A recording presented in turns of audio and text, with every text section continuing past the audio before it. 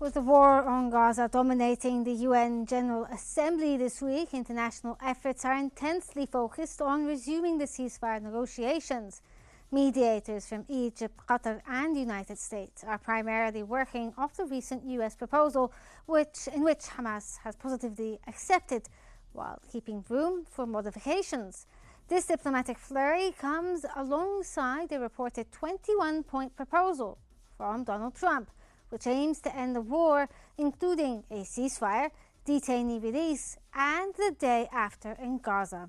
Meanwhile, Israeli Prime Minister Benjamin Netanyahu addressed the United Nations General Assembly in a defiant speech, saying the recognition of a Palestinian state by several countries is, quote, disgraceful. As the UN high-level week still taking place, does the world's focus on the UN floor finally translate into an immediate end to the war in Gaza, as we've seen delegates walk out the room as Netanyahu spoke? Welcome to Think Tank.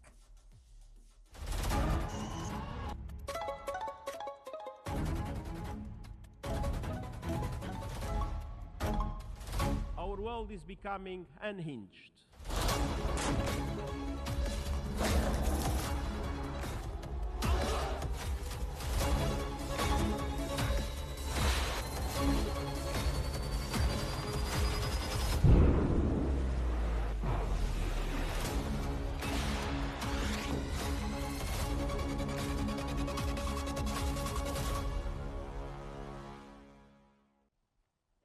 Scores of delegates walked out of the UN General Assembly as Israeli Prime Minister Benjamin Netanyahu gave his speech. As international outcry mounts over Israel's war on Gaza, Netanyahu used his defiant address to reject the idea of a Palestinian state and demanded the release of all detainees held by Hamas. He also defended his country's attacks and vowed to continue the campaign to finish the job against the group. Responding to the wave of recognitions of the Palestinian statehood, Netanyahu declared that Israelis will, quote, not commit to national suicide by allowing the creation of a Palestinian state.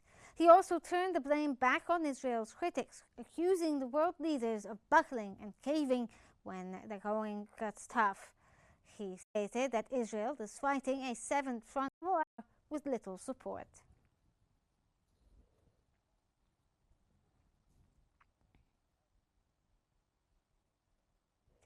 On the sidelines of the UN General Assembly's high-level week, US President Donald Trump presented a 21-point plan for ending the war in Gaza and creating a framework for post-Hamas governance, receiving positive feedback from Arab and Muslim leaders.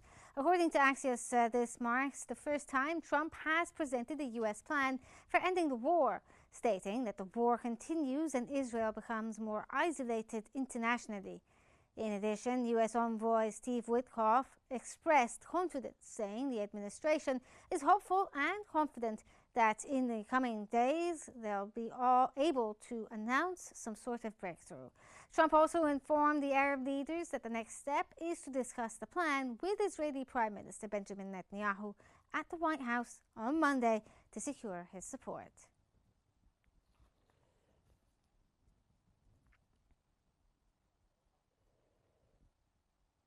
Addressing the UN General Assembly remotely, Palestinian Authority President Mahmoud Abbas vowed that his people will not leave their land.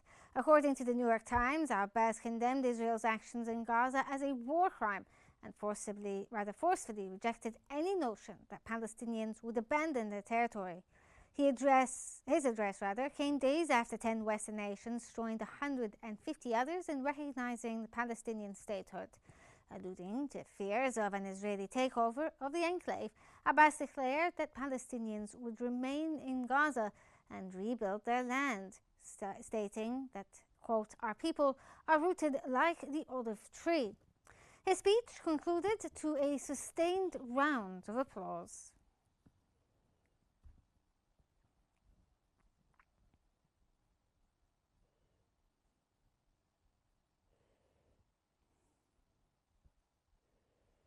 To help us unpack the most recent things that have been happening at the UNGA, we're joined from Washington by Fadi Hilani, a senior fellow of the National Council on U.S. Arab Relations, and from Ramallah by Ahmed Fattouh, the spokesperson for Fatah. Welcome to Think Tank to you both. Thank you for joining me. Let's start off with you, Mr. Fedi. Now, how do you view Netanyahu's recent speech at the United Nations, especially since the American delegation present there applauded his statements throughout the 45-minute speech, obviously to make it appear like it is something that is widely accepted? Good morning, first of all. Thank you very much for having me, and greetings to your guest also in Ramallah. The speech of Benjamin Netanyahu obviously was trying to reproduce the Israeli propaganda that Israel is defending itself, obviously, and its war in Gaza. It's not a war against civilian people, but a war against, as they call it, terrorism and Hamas, of course, in particular here. The speech of Netanyahu, in my opinion, reinforces the image of isolation which Israel is having. As you know, there were many delegations which left the room once Benjamin Netanyahu took the stage. Obviously, it's a reflection of Israel's isolation in the international stage, not only the UN, but this comes after many states, as you know, recognize the state of Palestine. So there is an urgent need, obviously, to go forward with peace plans. That is an understanding of the US. Now, despite the fact, as you mentioned in the question, that the US delegation was there and they were applauding Netanyahu's speech, but obviously in the back, if you want, stages, there is real pressure from the US on the Israelis to end this war because, as President Trump has said, this is making... Is there really, sir? I mean, I understand that on face value, we see on TV President Trump saying that he will not allow the annexation of the West Bank, but at the same time, there's not much that's being done to pressure the Israelis into not, ceasing their efforts. The very bare minimum is, reduce the number of arms that you're sending towards the Israelis. Look, there is an understanding that with the U.S. continued support to the Israelis are obviously not stopping the war. They are not even reducing the killing, and that is very true, and I very much agree with that. But at the same time, we need to understand that there is significant leverage the United States has over the Israeli government, which means they are able to give a red light whenever they feel, and I mean here the US administration, that there is a need to do so. And as you have learned, obviously, from all of us have learned from the speech of President Trump upon his meeting of the Arab and Muslim leaders, that there will be a very much pressure on Benjamin Netanyahu not to annex the West Bank. So that means that the US is still able to put Benjamin Netanyahu's government in rails, actually, and to stop the war when the US feels that they have to. And there is a clear, obviously, message from President Trump that this war has to stop. So obviously, with President Trump's 21-point plan about ending the war on Gaza, which has been agreed on with the Arab leaders, we have a path forward. And I think that the meeting with Benjamin Netanyahu on Monday here in Washington, D.C. is going to reflect President Trump's pressure on Benjamin Netanyahu to end the war and not, obviously, to extend it further to the West Bank. Okay, Mr. Ahmed, if we can get your opinion there. Now, you're a spokesperson for Fatah, and you obviously heard the speech as well, and there was a lot of euphemisms that were used there by Netanyahu, including what he called he will not allow the Israelis to commit national suicide, basically stating that they will not allow a Palestinian state to exist. He even went as far as calling, the Palestinian Authority a watered-down version of Hamas. How do you view this statement from the Prime Minister of Israel? First, thank you for having me. Greetings to you and to your guest and to the audience. Netanyahu is isolated, and his speech represents how much desperate he is, accusing the world leaders of supporting terrorism, accusing the world leaders of supporting evil. So this is, a bankrupt speech by Netanyahu, watching this global and international momentum in support of the two-state solution, the New York Declaration in July, and now the World Summit for the two-state solution and the question of Palestine that was determined and issued a clear statement of support to the two-state solution as the only viable path forward for peace and security for the Israelis and the Palestinians, and reaffirming the international consensus of the legitimacy of Palestinian right to self-determination and the legitimacy of the Palestinian to rule themselves and the authority on the 1967 borders and East Jerusalem as its capital. Now, Trump has always been a great ally to Israel, and he still is. But the global pressure and mainly the pressure from the Arab world and the Muslim world has pushed further that we have heard recently from Witkoff and Trump there is no annexation to any Palestinian land within the West Bank on Gaza. So Netanyahu, lost all his cards, and the world can see the lies through him. They can see the genocide. They can see that he's going nowhere. He has no plan the day after. His only plan is colonialism, the greater Israel, the fascism, the far-right extremism that we witness within the West Bank and Gaza, and attacking Qatar and 7 other countries in the region. So the world is watching carefully what Netanyahu is doing, and he's only driving us to havoc and destruction and a regional explosion. Now, the two-state solution is, first of all, the state of Palestine is not upon the Israelis to decide whether it's our right or not. This is an inalienable right stipulated by the UN Resolution 181, 242, and the right of return for 194. It's also the right that granted to all nations for self-determination. All nations received their independence and freedom after World War II and World War I, except the Palestinian people. And now the world demand that conflict to be ended fairly and justly. The Palestinian people has been too much reasonable in the past decades. We have accepted the two-state solution, which give us only 22% of our indigenous land with the right of Palestinian return to the colonized land. Which kind of brings up, sorry, sir, brings up the next idea here. I mean, you're saying, yes, obviously this is an inalienable right, and the Palestinians have a right to statehood and a right to return. But the Israelis have, never been pressured enough into accepting these theories. For the past 75 years, Palestinians, or the Palestinian diaspora, have not been able to return to their homeland. Do you think that the future may slightly look better now, given the international pressure? There was a case of return which was after the Oslo Accord. Oslo actually returned about 1 million and 1.5 million Palestinians to our homeland. I am one of them, by the way. I returned to Palestine in the 1990s, in the late 1990s.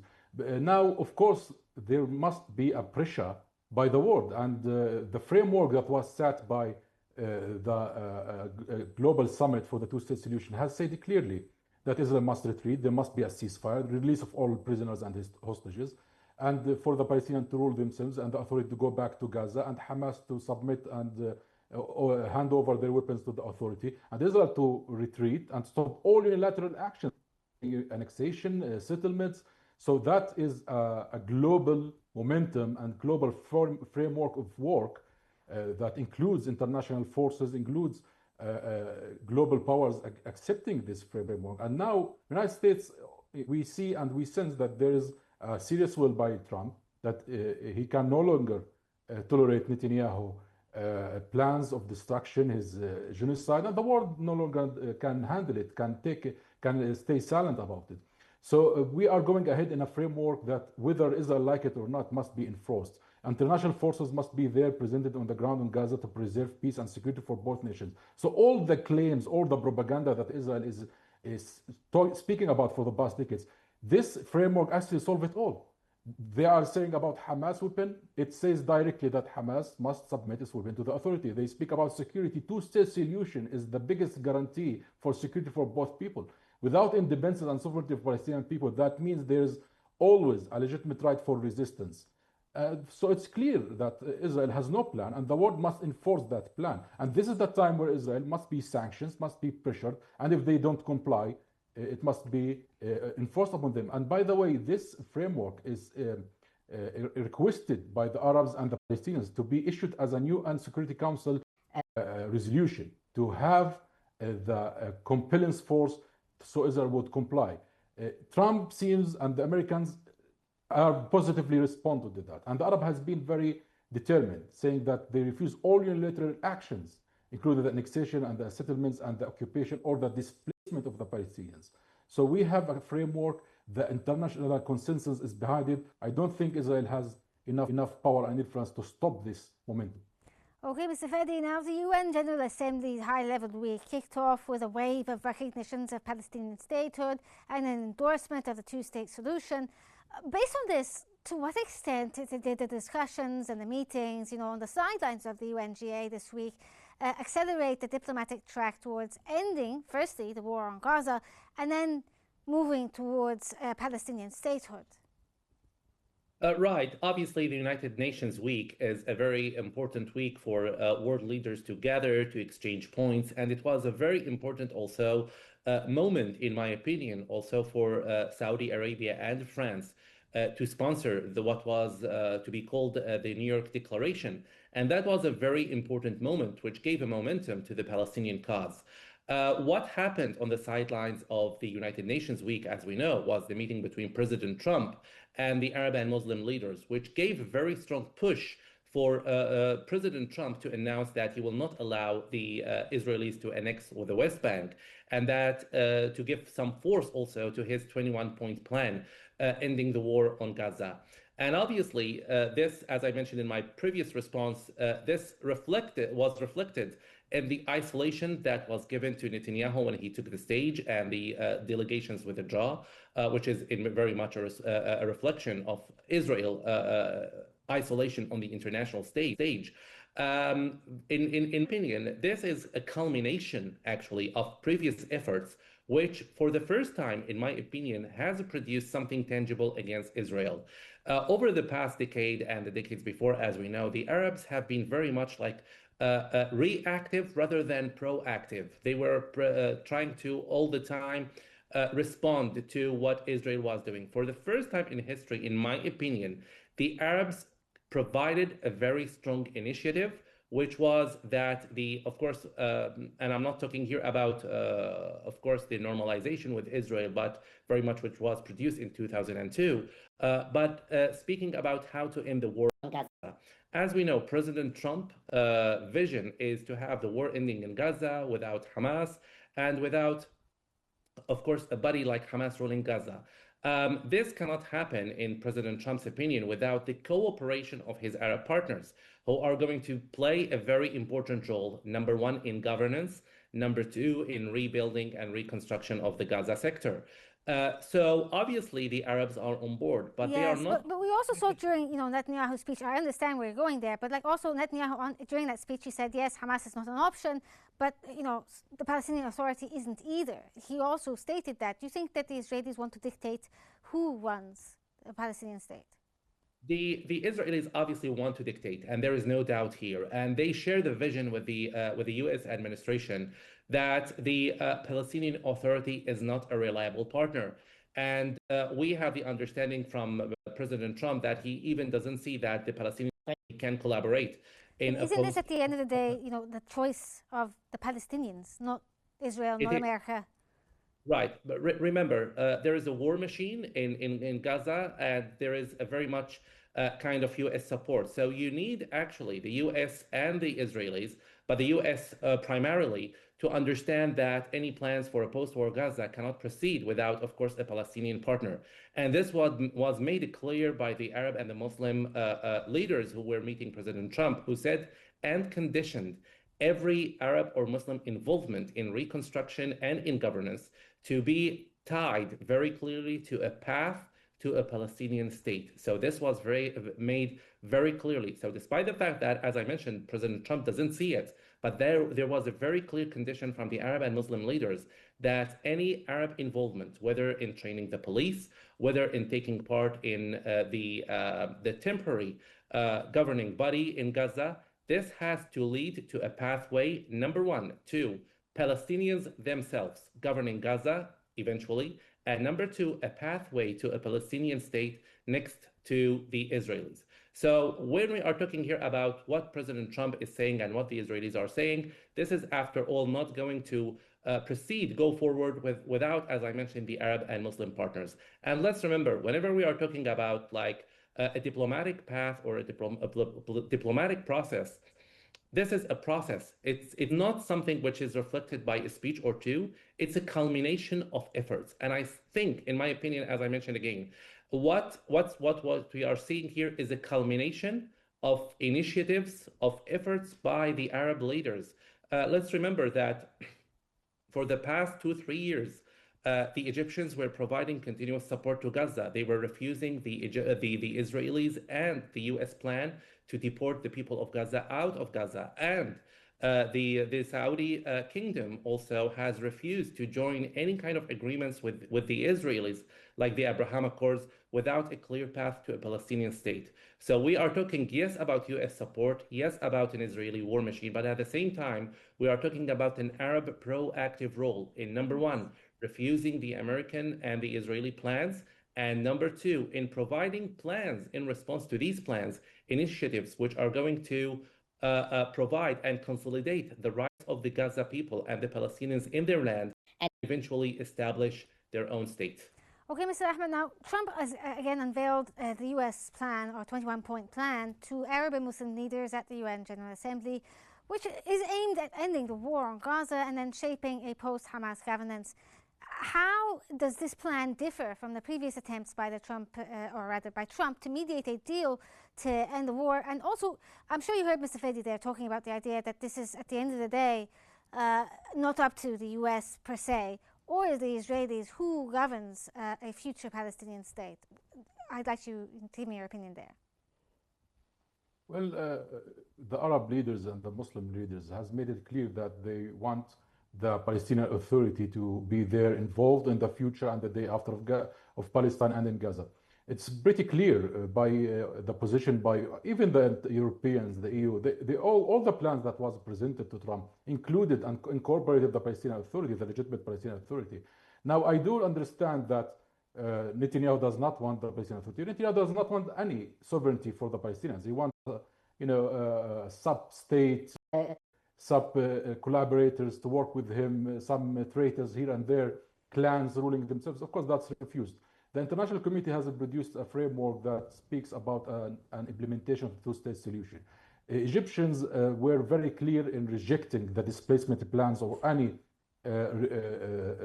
undermining of the Palestinian Authority, as well as the Saudi Arabia, as your guest said, that there is no normalization without implementation of the two-state solution and ending the occupation of Palestine. So this growing consensus, adding the consensus by the Europeans, made that pressure. Now, how Trump is going to accept the Palestinian Authority? I believe he has no other options, and he has to come to that point because this is the unanimous voice. And actually saying that there's no annexation plans and refusing all annexation indirectly says that he recognized that these lands are Palestinian land. Now, we do understand that there is an American wish to have a role on the day after of Palestine. And we have accepted an international forces and international mission to preserve this peace. Of course, that comes within an international committee, an international steering committee, let's say, that would manage things and monitor and observe, oversee the process of implementing the two-state solution. That is accepted, and in the framework that it will end with a Palestinian state. So Netanyahu plans to say that he don't want the Palestinian Authority is actually not his say to say it. But now the world demands for that. I mean, sir, we've seen Netanyahu give the very same speech for years and years and years, whether it be about Iraq or the Palestinians or whatever. It's the same tired argument of, we're doing this for the rest of the Western world, we're defending American interests and so forth. Do you think that maybe the US administration may, give in to the pressures by the Israeli lobby? I don't believe so. Now, look, the recognition by United Kingdom, by the Western most important powers, France, Belgium, Spain, and now Italy under the pressure to go for recognition. We are talking about 161 countries recognized by Palestine. This is a global consensus. The Arab world has been very firm and very clear. Look, there's one important issue. Now, the war is going to end eventually, now or later. It's going to end. But the Arab world say the clear message that reconstructing Gaza and rebuilding Gaza and spending billions after this genocide and crime against humanity that Israel did. Then for what?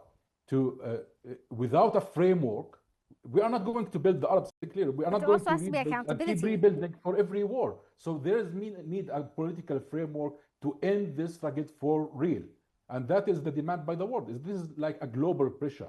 Yes. I think Trump is going to come getting closer gradually to get closer to the vision that the international community has and the Arab world has. Okay, Mr. Fedi, how do you view Trump's latest ceasefire proposal, especially now that the French President Emmanuel Macron has said it is compatible with the plan for Palestine set out in the New York Declaration that was endorsed by the UNGA this week as well. Yes, I'm going to echo what some Arab and Muslim leaders refer to as like fruitful discussion when President Trump met the Arab and Muslim leaders, which obviously culminated in those 21 points which President Trump discussed with the Arab leaders. And that what made the Arab and Muslim leaders very much optimistic and hopeful, as they said, about what's coming ahead regarding Gaza. So obviously we have a step forward regarding what's going to happen, and there is a clear vision here. Look, there is an understanding. There are some points of agreement and disagreement, but I think what President Trump has proposed is a very clear, solid ground, if you want, for a peace process in Gaza and culminating, obviously, in no escalation in Israelis in the West Bank. There has been some disagreements, as I mentioned, about like the Palestinian Authority and like the role it will take. But obviously, without Arab partners working together with the Americans, there is no hope that any progress in Gaza is going to happen. And that is what President Trump understands. We are, and that is my belief here. Now we have a U.S. administration determining for peace in Gaza. A strong president who is willing to steer always U.S. policy towards U.S. interests. And obviously, the U.S. interests in the Middle East are not only with the Israelis, but also with the Arab partners. And this is why I was glad when I saw the Arab leaders actually laying pressure on President Trump, using their leverage actually in Gaza. You know, like Gaza needs the money, needs the governance body, all which can be helped and assisted by the Arab partners and the Arab leaders. And I will not say it was the first time, but it was a clear turning point in the conflict when the Arab leaders and the Muslim leaders used that leverage when discussing with President Trump. And even the UAE, I mentioned a minute ago, Saudi Arabia and Egypt, even the UAE made it very clear that if there were any plans with the Israelis to move forward with annexing the West Bank, they will have to look again at the Abraham Accords. So in my opinion, the Arab leaders and the Muslim leaders use all leverage possible, actually, to steer the U.S. policy towards what the Arab and the Muslims leaders vision as a path to peace in Gaza. So we hear no more statements from President Trump, from the U.S. administration, about having the Gaza people evacuate the Gaza sector. We are hearing now about construction. We are hearing now about governance. We are not hearing any more about, escalation of the war. So in my opinion, that 21 peace plan for the post-war conflict in Gaza is going to lay the path ahead of more negotiations and more talks between the Arab states and the United States for a pathway to the Palestinian state. Of course, and I will very quickly mention, despite the fact that the Arab leaders don't see what President Trump is saying about the Palestinian Authority, they still have a disagreement with the American administration, and this is why they said it's either Palestinian Authority or like a re-elected body of governments in Gaza. But the Palestinian Authority must take role in Gaza. If we could also get Mr. Ahmed's opinion here, because we're almost out of time. But sir, if you could tell us now, President Abbas spoke remotely and made a strong statement that his people will not abandon their land and they will rebuild it and so forth. What is the Palestinian Authority's current detailed vision for the reconstruction and the future administration of the Gaza Strip? Well, the Palestinian resilience and steadfastness in the land is something that's not going to change. And President Mahmoud Abbas went to all extent to stop this genocide, worked hard with our partners, with the Arab world, with the Muslim world, with the Europeans to culminate this pressure with our partners, our friends around in the region to come to this point in history and this historical moment of recognition. We had the vision very early on, and we actually formed it with our partners in Egypt, which was the Arab Reconstruction and Recovery Plan, which said that a committee by Palestinian technocrats led by a Palestinian minister that report back to the government would lead Gaza in a transitional phase for 1 year or maybe 2, because of the amount of destruction and the recovery and all the rebuilding, reconstruction might take some time, and go for a presidential and general elections We have to remember that Hamas made a coup in 2007, and it is not a legitimate authority right there. And the Palestinians called for elections 2021, which Israel blocked it by not allowing the Palestinians in East Jerusalem to elect and practice their democracy. So now is the time that the world put red lines for Israel. Democracy must take place, reconstruction must take place, the two-state solution must be implemented, and only the Palestinian legitimate authority will be there, elected authority within 2 years or less if we have the good time to do that. And the Palestinian unanimous voice and is behind the PLO, which is the legitimate authority of the Palestinian people. There's all the trials by Israel and other than Israel to create a new leadership failed, and now is the time to recognize these facts.